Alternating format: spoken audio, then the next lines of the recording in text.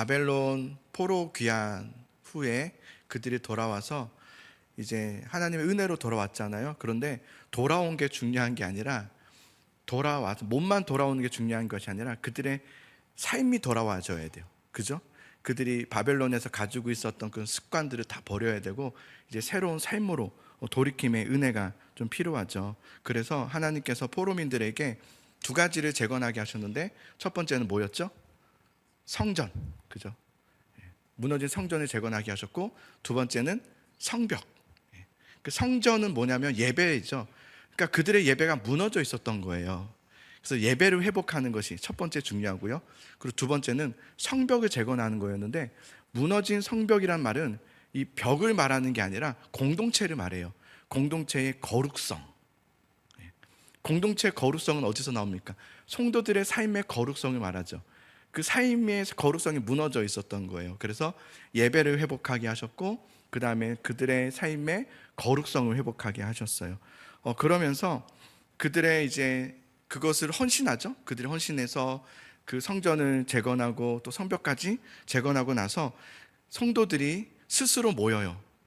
누가 모이자 한 게 아니라 스스로 모여서 에스라 학자에게 율법을 가르쳐 달라고 요청해요.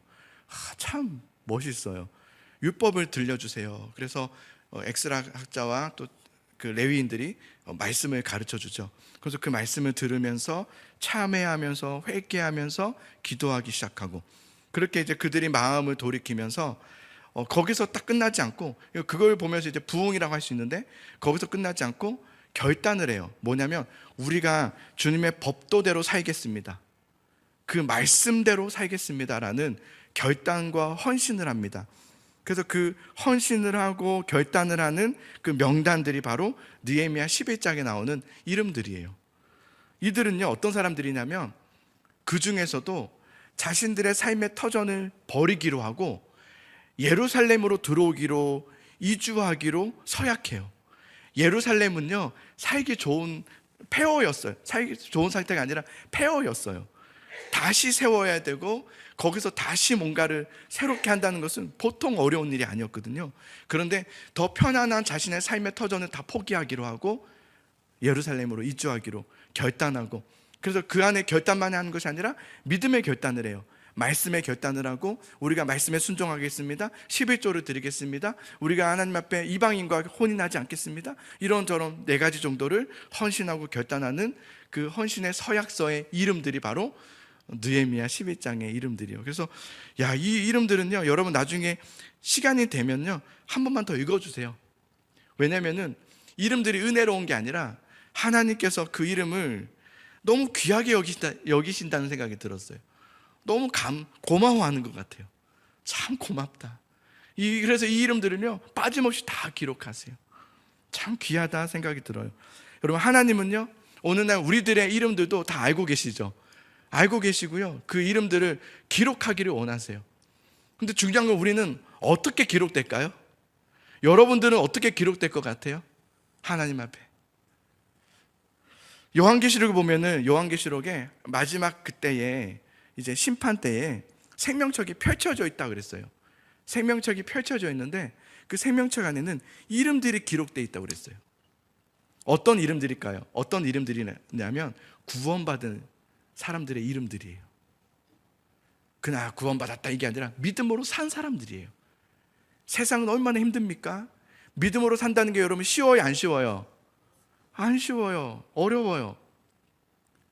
그런데 그렇게 한 사람들, 왜냐하면 하나님이 가장 중요한 걸 아니까 믿음으로 산 사람들의 이름들이 기록돼요. 그러면서 요한계시록을 보면은 그들의 이름들이 최후의 심판대 앞에서 선포될 거라고 했는데 이렇게 선포될 거라고 했어요. 너희는 이 이름들은 하나님의 거룩한 백성이요 존귀한 자라라고 공개적으로 선언할 거라고 그랬어요. 그들은 구원받아요. 그러나 그 이름들이 없는 사람들은 이제 지옥으로 가죠. 느헤미야 11장 그리고 12장에 이제 제사장과 레위인들의 이름들인데요 헌신한 사람들, 믿음으로 삶을 드린 사람들, 정말 하나님 앞에 말씀으로 살기를 각오한 사람들, 그 사람들의 이름이 적혀져 있어요. 자신의 편안함을 버렸어요. 계산을 버렸어요. 자신의 뜻을 버리고 하나님의 뜻에 순종하면서 그 말씀에 자신을 내어드린 사람들의 명단들이 이제 이렇게 기록되어 있는 거죠. 그리고 이들이요, 이런 자들이 모여서 성전 봉헌식 예배를 드려요. 여러분, 그 예배가 어떨 것 같아요? 얼마나 놀랍겠습니까? 그런 사람들이 모인 예배가 얼마나 뜨겁겠습니까? 여기 이제 조시는 분도 있고, 이게 그냥 지금 이런 얘기를 해도 정말 깊이 잠든 분들은, 조금 잠든 분들은, 조시는 분들 하면 이렇게 일어나는데, 깊이 잠든 분들은 계속 자요. 네, 어쩔 수가 없어요. 예, 피곤하시니까 주무셔야죠. 예. 우리의 예배가 여러분 좀 돌아봐야 돼요. 나의 예배를 좀 돌아봐야 돼요. 나의 예배. 내 예배는 어떤가를 한번 돌아봐야 되는 거죠. 이들은 모여서 예배 드릴 때 그 예배가 어땠을까요? 우리와는 달랐을 거예요. 지금 한국교회 예배랑은 달랐을 거예요. 침체돼 있고 잔잔하고 반응이 없는 예배는 아닐 거예요. 얼마나 뜨거웠겠어요. 그래서 그들의 기쁨에, 그들의 봉헌식을 보면은 기쁨과 즐거움과 은혜가 넘친다는 얘기를 계속해요. 그럴 수밖에 없어요. 여러분처럼 무표정으로 있을 수가 없어요.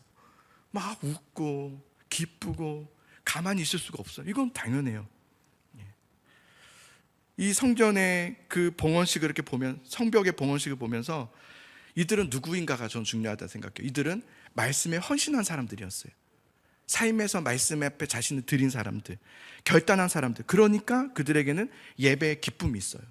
그러니까 예배가 다른 거죠. 요즘 시대에 예배의 기쁨이 없는 이유가 뭘까요? 어떤 더 새로운 것이 필요하기 때문일까요? 아닐 거예요. 삶의 결단이 없는 거예요. 삶에 살아간 싸움이 없는 거예요. 믿음의 선한 싸움이 없어요. 그래서 예배의 기쁨이 없는 거예요. 말씀에 헌신한 사람들의 예배의 모습은요, 달라요. 그래서 같은 예배를 드리지만 저는 요즘 누구를 자꾸 보냐면 예배 드린 사람들이 보여요. 예배 드린 사람들. 옛날에는 안 드린 사람들이 보여서 힘들었거든요. 근데 요즘은 예배 드리는 사람들이 보여요. 왜 그럴까요? 그들은요, 속해서 별반 다를 거 없어 보이지만 다름이 느껴져요. 뭐가 다를까? 그들의 삶이 다른 거예요. 그들의 삶에서 말씀의 삶이 있어요. 말씀에 헌신되었어요. 말씀으로 살기로 결단되어 있어요. 그래서 그들의 예배는 달라요. 예배를 드릴 때 잠잠히 있을 수가 없어요. 저는 여러분 성격상 굉장히 내성적이에요. 그리고 저를 알겠지만 저는 목소리가 그렇게 크지 않습니다. 누가 이렇게 물어봐도 예 안녕하세요 이렇게 안녕하세요 뭐 제가 이런 거 봤어요? 본 적 없죠. 고사님 와 이런 적 없죠. 저 성격상 제가 그렇지 않아요. 근데 예배 때 제가 혹시 잠잠하던가요? 저는 그런 적이 없어요. 예배를 드릴 때 잠잠하게 이렇게 한 적이 한 번도 없어요. 어릴 때부터 한 번도 그런 적이 없어요. 왜냐하면 가만히 있을 수가 없거든요.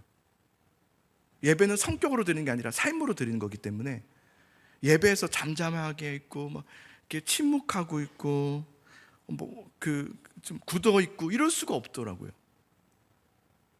예배에서 막 손을 안 들 수가 없어요. 막 반응을 안 할 수가 없어요. 저는 예배가 너무 좋은데, 찬양이 너무 좋은데, 말씀이 너무 좋은데, 기도하는 게 너무 좋은데 난 끌려오고 예배하지 않은 것 같아요. 목사님들도요, 예배가 힘든 분들이 있어요. 새벽마다 일어나서 새벽마다 샤워하고 새벽마다 넥타이 매고 이게 여러분 쉽습니까? 근데 저는 그게 어렵다고 생각해 본 적이 없어요. 만약에 다른 거였으면 힘들었을 것 같아요. 어떻게 그렇게 하냐 그랬지만 예배라서 하는 것 같아요. 예배라서. 물론 몸이 아프고 힘들 때는 힘이 없어서 이렇게 할 때도 있지만 예배에서는 가만히 있을 수가 없더라고요. 예배는 여러분, 저는 이렇게 생각해요. 창세기 이렇게 보면서 예배는 내 신앙의 상태의 척도다. 그냥 이런 생각이 들었어요. 예배는 내 신앙의 척도다. 하나님과 가까운 사람들은요, 예배가 즐거워요. 예배에 억지로 끌려오지 않고 예배하는 게 너무 좋아요. 예배할 때 막 어떻게든 막 하나님을 사모하게 되고 갈망하게 돼요. 하나님과 가깝다는 증거예요. 근데 하나님과 멀잖아요? 그럼 예배가 굉장히 재미없습니다. 지루합니다. 그리고 숨고 싶어요. 튀고 싶지가 않아요. 그럼 무조건 잠이 와요. 하나님과 멀어졌다는 증거예요. 창세기에 보면은 우리가 지금 매일 성경을 보고 있는데요, 1장부터 11장까지는 창세기는 인간의 죄에 대한 이야기가 나오는데요, 처음에 인간의 죄가 뭡니까? 선악과를 먹은, 하나님의 말씀을 어긴, 그죠? 그것부터 시작해서 그 다음 바로 뭐가 깨지냐면 예배가 깨지죠. 예배가 깨져요. 그래서 하나님께서는 아벨의 제사는 받으셨다고 그랬어요. 아벨의 예배는 받으시는데 가인의 예배는 안 받으셨어요. 가인의 예배. 왜 안 받으셨을까요? 가인은 재물 때문인가도 생각해 봤어요. 근데 하나님은 재물 때문이 아니라고 그랬어요. 재물의 내용 때문이 아니다. 그러니까 우리는 자꾸 이렇게 표면적인 것을 자꾸 체크하죠. 이 예배가 왜 안 좋을까? 요즘 예를 들면 마이크 소리가 좀 그렇다, 조명이 그렇다, 눈이 아프다, 아니면 뭐가 좀 재미가 없다, 이렇게 하지만 하나님은 그것 때문이 아니라고 그랬어요. 하나님께서 가인의 예배를 받지 않으셨다고 그랬어요. 여러분, 아벨의 예배는 받으시고 가인의 예배는 안 받으셨어요. 하나님은 여러분의 예배를 받을 수도 있고요, 안 받으실 수도 있어요. 어떤 분의 예배는 여기서 받고 있지만 어떤 분의 예배는 안 받고 계세요. 어떤 분은 아벨도 있지만 어떤 분은 가인이 있어요. 하나님께서 가인에게 그렇게 말씀하셨어요. 너의 예배를 안 받은 이유가 있다. 너는 선을 행하지 않았기 때문이다 라고 했어요. 그게 뭐냐면 말씀의 삶이 없다는 거예요. 예배는 드리고 있는데 말씀의 삶이 없는 거예요. 정말 하나님을 사랑하지 않는 거예요. 하나님에 대한 마음이 없는 거예요. 예배에 대한 형식만 있게 되면 어떻게 되는지 아세요? 굳어져요. 형식적인 예배에는요, 가면은 잠잠해요. 반응이 없어요. 형식자들이라는 거예요. 형식주의자들이라는 거예요. 그런 자들이 모인 예배는 굉장히 힘듭니다. 버겁습니다. 막힙니다. 들어가질 않아요, 말씀이. 그래서 하나님께서 말씀하세요. 네가 선을 행하였으면 내가 받지 않았겠느냐? 그러셨어요. 믿음의 삶이 없었기 때문에 너의 삶, 예배를 받을 수 없다는 거예요. 우리는 삶이 없는데 예배만 드리면 된다고 생각해요. 하나님은 뭘 보시죠? 우리의 뭘 보시죠? 중심. 그 중심이 뭡니까? 상태를 말하는 거예요. 지금의 여러분의 상태가 어떻습니까? 하나님이 받으실 만한 상태예요? 아니면 받으면 안 되는 상태예요? 받으면 안 되는 상태가 되면 안 돼요. 그건 안 받으신다는 거예요. 그 예배는. 그게 지속되면 안 돼요. 더더욱 안 돼요. 그건 죄를 쌓는 것이 돼요, 오히려. 로마서 12장에 보면 참된 예배에 대한 이야기가 나오는데요, 너희 몸을 하나님이 기뻐하시는 거룩한 산 제물로 드리라고. 거룩한 산 제물, 몸을, 너희 몸을, 그래서 너희 몸을. 우리는 뭘 드려요? 헌금 드리잖아요. 너희 몸을 거룩한 산 제물로, 거룩한, 구별된 드리라. 이는 너희가 드릴 영적 예배니라. 이게 예배라고 그랬어요. 나는 영이니 너희가 영으로 예배할지니라. 그 예배를 받으시는 거예요. 내가 수십 년 교회를 다녀도요, 한 번도 예배를 안 받을 수도 있어요. 거룩한 산 제물은 뭘까요? 거룩한 산 제물이라는 것은 이런 거죠. 내 삶에서 정말 나는 죽고 내 안에 계신 예수 그리스도로 살아가는 그 삶을 말해요. 투쟁이에요. 그게 삶의 거룩한 산 제사예요. 제물이에요. 내 몸이 거룩한 산 제물이 되는 거예요. 죽은 거예요. 근데 그게 삶이 너무 힘듭니다. 세상에서 죽은 몸으로 와서 드리는 거예요. 가난한 심령으로 드리는 거예요. 애통함으로 드리는 거예요. 그게 거룩한 산 제물이에요. 너희 몸은 거룩한 산 제물이 되어야 된다고 그랬어요. 나는 죽어야 돼요. 나는 오직 예수 그리스도로 살기를 원합니다. 이렇게 한 고백을 한 그 사람들이 모인 예배가 되어야 돼요. 저는 우리 예수사랑교회 예배가 그런 교회가 되기를 정말 소망합니다.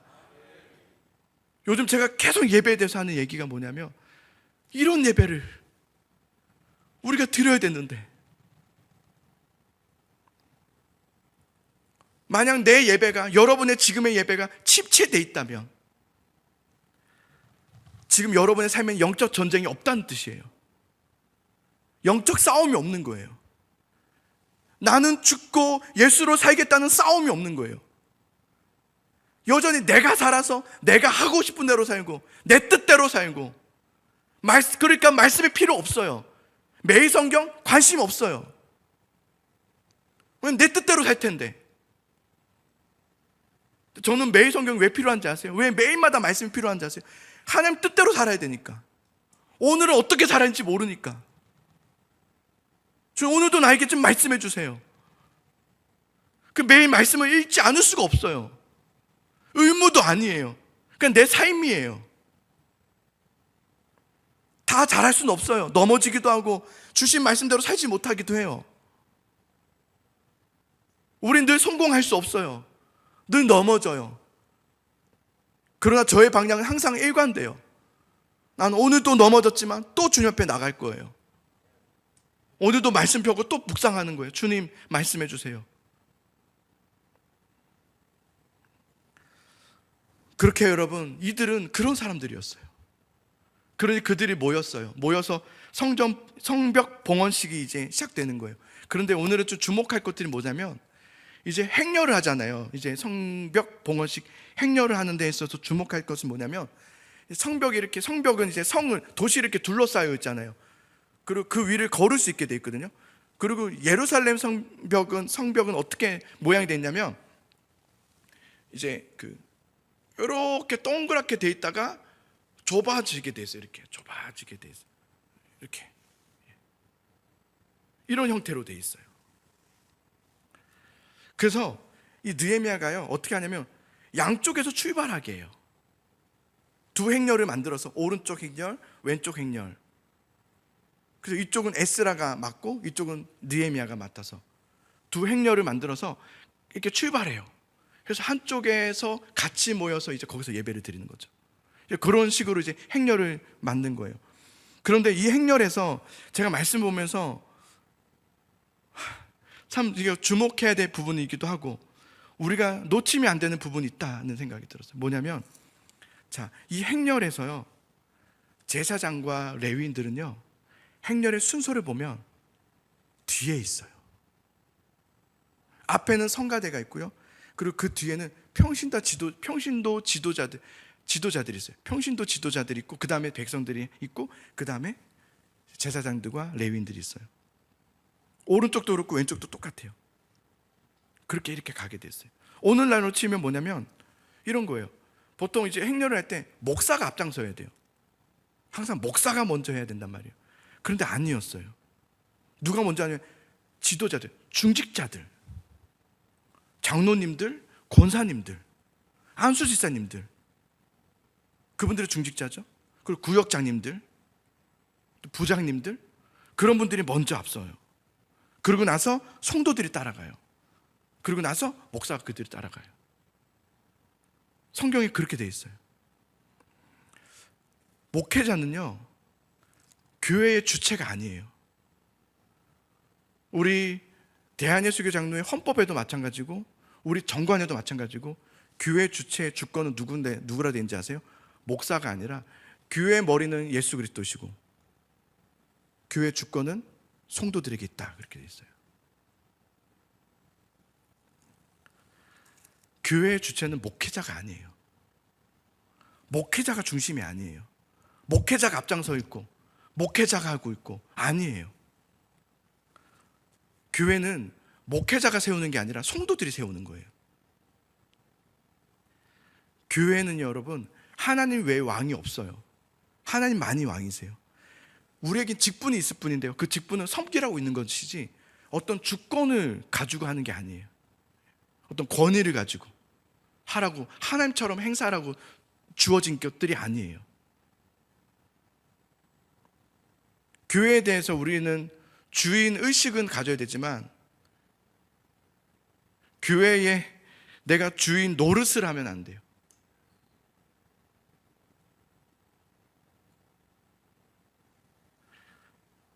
실제적으로 우리가 느헤미야를 살펴보지만 에스라서도 그렇고 무너진 성전과 성벽을 세운 사람들은 누구였어요? 다 평신도들이었어요. 그걸 세운 사람들은 제사장이 세운 적은 없어요. 아무리 제사장이 대단하고 선지자들이 대단하고 레위인들이 대단해도요, 성도들이 하질 않으면 안 돼요. 그래서 교회에서 가장 중요한 그룹은 평신도예요. 실제적으로 여러분, 이게 왜 그러냐면요, 수학적으로도요, 교회의 99%는 다 성도들이에요. 목회자는 1%밖에 안 돼요. 우리 교회 교육자는 전사하면 나밖에 없어요. 1%예요. 근데 그 1%가 주도해 간다? 안 돼요. 그렇게 해서 교회가 안 세워집니다. 좋은 교회, 건강한 교회는 물론 목회자가 중요합니다. 좋은 목회자가 필요한데요, 핵심은 평신도예요. 성도들에 의해서 이 교회가 좋은 교회인가, 이 교회가 아름다운 교회인가가 결정돼요. 실제로 우리 새 가족들이 있고 오면은 새 가족들은 뭘 보는지 아세요? 물론 목회자를 봐요. 목회자 설교도 보고 이렇게 해요. 근데 그걸로 정하지 않아요. 교회 분위기를 봐요. 아마 굉장히 공감하실 거예요. 여러분도 어느 교회 가든지 그 교회 분위기를 보실 거예요. 분위기는 뭡니까? 성도들을 보는 거예요. 예배하는 모습, 예배 끝나고서의 모습, 대화, 언행, 행동, 이런 것들을 보면서 판단을 해요. 이 교회는 좋은 교회구나. 하나님은요, 교회를 세워갈 때 항상 성도들을 통해서 하세요. 사도행전에 오순절 마가의 다락방, 누구에게 임합니까? 120명의 성도들에게 임해요. 물론 그 안에도 한 1% 정도의 사도들도 있었지만 핵심은 그들이 아니에요. 성도들이에요. 그 성도들에게 성령이 임함으로 교회가 세워지고 성령의 충만한 평신도들을 통해서 예루살렘 교회가 부흥해요. 우리는 베드로가 밖에서 전도했더니 3,000명이었더라, 막 설교가 대단했을 거라 생각해요. 그래서 막 돌아왔을 거라 생각해요. 아니에요. 그들을 보세요. 그들이 얼마나 헌신되었는지. 그래서 집사를 세우기로 하잖아요. 안 되겠다, 우리 질서를 잡아야 되겠다 해서 너나 할 것 없이 막 같이 하다 보니까 마가의 다락방에 성령이 딱 임했을 때, 오순절 다락방에 임했을 때, 그때 여호와의 선지자를 통해서 선포됐던 말씀을 베드로가 다시금 상기시키면서 이렇게 말하죠. 말세에, 주님께서 말씀하시기를 말세에 내가 내 영을 모든 육체에게 부어줄 것인데 자녀들에게, 젊은이들에게, 늙은이들에게, 이렇게 말씀했어요. 베드로는 또 너희는 택하신 족속이요 왕같은 제사장들이요 거룩한 나라요 그의 소유가 된 백성이니 라고 했어요. 그래서 얼마 전에 우리 청신대학교에 제가 존경하는 교수님의 쓴 글 중에 하나가 뭐였냐면 이거였어요. 위대한 목회자 한 사람을 찾아 따르는 시대는 지났다. 이제 그 시대는 지났습니다. 8, 90년대 때 스타 목사님의 시대는 지났습니다. 우린 실패를 맛봤습니다. 그 쟁쟁한 목사님들이 결국은 어떻게 마지막에 은퇴를 하는지는 다 봤습니다. 거기서 수많은 성도들이 떨어져 나갔습니다. 이젠 더 이상 목회자 한 사람을 따르는 시대가 되어서는 안 돼요. 교회는. 그건 성경적인 방식도 아니고요, 우리가 만들어낸 방식들이에요. 한국교회가 만들어낸 잘못된 방식이죠. 그 목사님 좋았는데, 그 목사님, 이런 목사님 좋겠다. 이거는 지났습니다. 목회자는 하나님께 그냥 쓰임받는 도구일 뿐이지, 옛날에는 여러분, 저도 그렇게 들은 적이 있거든요. 목회자가 하나님의 대리자라고. 아닙니다. 목회자는 하나님의 대리자가 아닙니다. 큰일 날 소리입니다. 목회자는 그냥 이 강단에서 전하는 메시지는 하나님의 메시지지만 목회자의 메시지는 아닙니다. 목회자는 하나님의 대리자가 될 수 없어요. 목회자는 그냥 전달자일 뿐인 거예요. 전달하고 메시지를 전하고. 그리고 그가 먼저, 여러분보다는 제가 먼저 첫 번째 말씀에 청중이 되는 거죠. 먼저 말씀 묵상하고 곱씹으면서 여러분께 전하는 전달자일 뿐이에요. 그래서 교회는 목회자 한 사람에게 맡겨진 공동체가 되어서는 안 돼요. 반드시 교회는 성도들이 작은 목사가 되어서 그 성도들의 평신도들이 세워져 가는 교회가 돼야 돼요. 평신도들이 세우는 교회가 돼야 돼요. 어떤 교회 이야기인데, 우리 교회가 아니고 한 구역장님이요, 그 구역 모임을 위해서 간식도 준비하고 기도로 준비하고 모임 날짜가 됐는데 한 사람도 안 왔대요. 다 문자도 보내고 했는데 한 사람도 안 오더래요. 완전 퇴짜를 맞고 이제 집으로 돌아온 거예요, 이 구역장님이. 그러니까 아내가 그 모습을 보면서 참 안 돼 보이죠. 너무 이렇게 어깨가 축 처져 있고 구역원들을 생각하면서 그렇게 준비를 하고 기도하고 간식을 준비하고 했는데 한 사람도 안 온 것, 연락도 없고 마음이 너무 아파하는 그 모습 보면서 아내가 볼 때 참 안타깝더래요. 근데 그 구역자님은 하나님의 마음을 느꼈을 거예요. 작은 목사의 심정을 가지고 있는 거죠. 한 사람도 오지 않았어요. 그렇지만 반응도 없었지만 구역원들에서 기도하고 준비했던 그런 과정들, 정성을 다해서 세팅해서 기다리고 있었던 그 모습을 하나님이 보실 때 얼마나 기쁘셨겠어요. 참 기뻐하셨을 것 같아요. 그 구역장은 바로 하나님의 평신도 사역자예요. 그런 평신도 사역자들이 교회에 많아져야 돼요. 그래야지 이 교회가요, 우리 예수사랑교회가 삽니다. 그래야 희망이 있어요.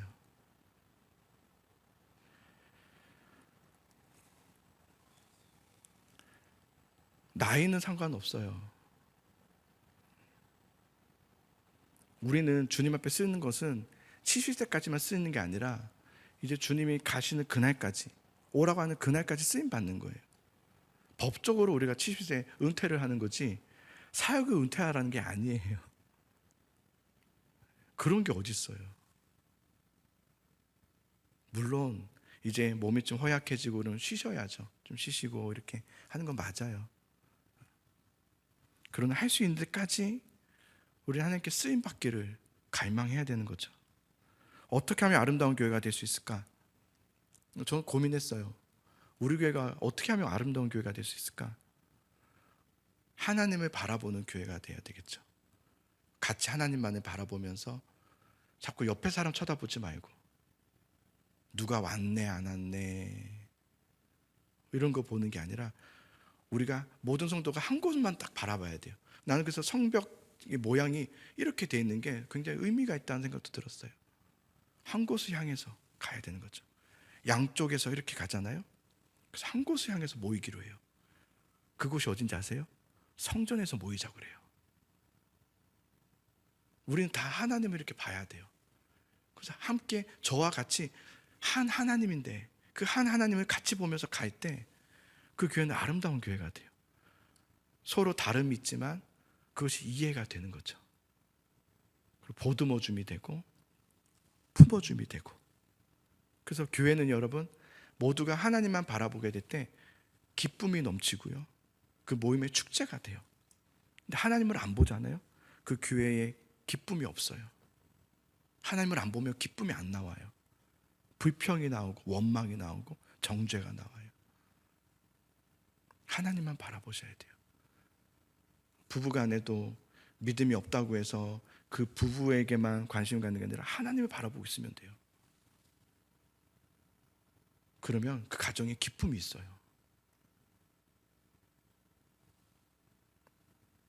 그래서 이들이요, 성전 이제 양갈래로 이렇게 출발하잖아요. 그림을 한번 보실래요? 제가 그림 하나 가져왔는데 아마 이러지 않았을까 싶어요. 보이나요? 잘 보여요? 예. 앞에 성가대가 먼저 가고 지도자들이 가고 백성들이 가고 맨 뒤에 이제 제사장들이 따라가는데 그렇게 가서 어디로 가냐면 성전으로 가요. 그래서 43장에 보면 우리 전에 성전에 모이자 이렇게 해요. 거기서부터 이제 모여서 예배를 이제 드리는 거예요. 그럼 우리는 다 함께 하나님의 성전을 향해서 갈 수 있기를 소망합니다. 성전을 향해서 가야 되고요. 우리는 어디서 만나야 되냐면 다 성전에서 만나야 돼요. 같이 각자 자리가 좀 다를 수 있어요. 인생의 자리가 다르기 때문에 각자의 행렬은 다르지만 결국은 한 곳을 향해서 가야 돼요. 성전에서. 그래서 우리는 어디서 모여야 돼요? 성전에서 모여야 돼요. 그렇게 같이 가서 성전에서 모여야 돼요. 어디에 있든지 무엇을 하든지 누구를 만나든지 항상 우리의 마음은 성전을 향하고 있어야 돼요. 성전을 간다. 성전을 향해서. 그리고 성전에 만나 성전에서 모여서 같이 예배하고 같이 찬양하고, 그거에 바로 이렇게 수요 예배이고요, 그게 새벽 예배고요, 금요 이틀이시고 주일 예배이고 그런 거예요. 그럼 그 예배가 얼마나 뜨겁겠어요? 얼마나 살아있겠어요? 저는 그날을 꿈꿔요. 언제쯤 올지 모르지만 그날을 기대해요. 하나님 제발 우리 성도들을 깨워주소서. 우리 성도들이 함께 성전을 향해 가게 하소서. 기도해요. 그렇게 이들이 모였는데 그곳에 기쁨이 넘쳐요. 자, 43절 한번 볼까요? 자, 43절.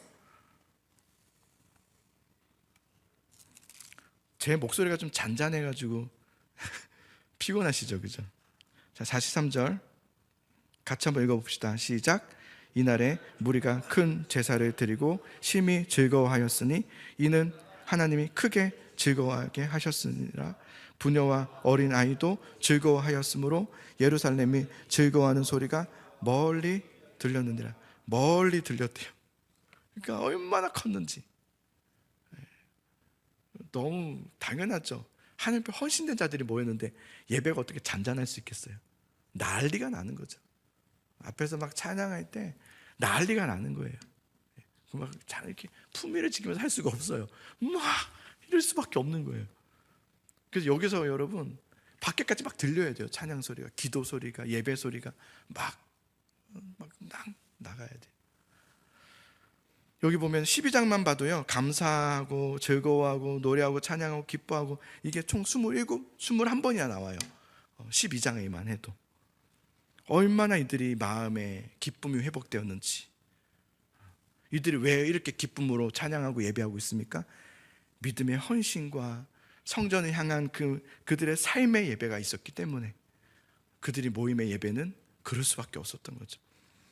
왜냐하면 여러분 그렇게 살면 영혼이 회복되거든요. 영혼이 살아있으면 예배가 살아있는 예배가 될 수밖에 없어요. 저는 우리의 영혼이 회복될 수 있기를 간절히 소망합니다. 여러분의 어떤 문제들이 있잖아요. 문제들이 있고 어떤 어려움들이 있고 그게 순서가 먼저가 아니에요. 순서는 내 영이 먼저 사는 거예요. 내 영이 먼저 살게 하소서. 그거예요. 먼저 일단 해결해 주소서가 아니에요. 내 영이 살게 하소서. 하나님과의 관계가 회복되는 게 가장 중요합니다. 하나님과의 관계가 회복되는 게 가장 중요하고요. 우리의 신앙의 최종 목표는 하나님과의 관계 안에 거하는 삶을 사는 거예요. 그게 우리 신앙의 최종 목표여야 돼요. 주님 안에 거하며 살고 싶습니다. 이게 우리의 최종의 목표이기를 소망합니다. 자꾸 여러분 뭐 이렇게 되어지는 거, 문제 해결, 거기가 최종 목표가 되어서는 안 돼요. 우리의 최종 목표는 하나님이어야 돼요.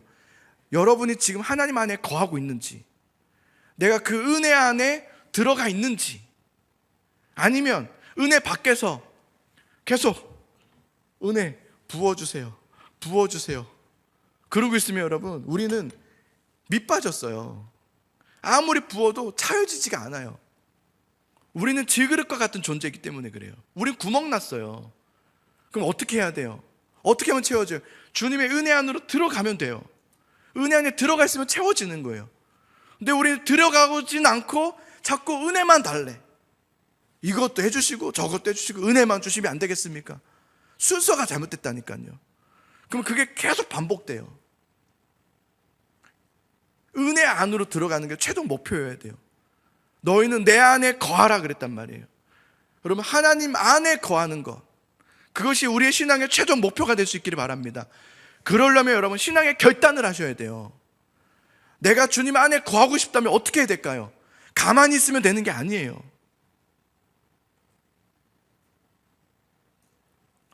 내 신앙의 목표를 먼저 설정하세요.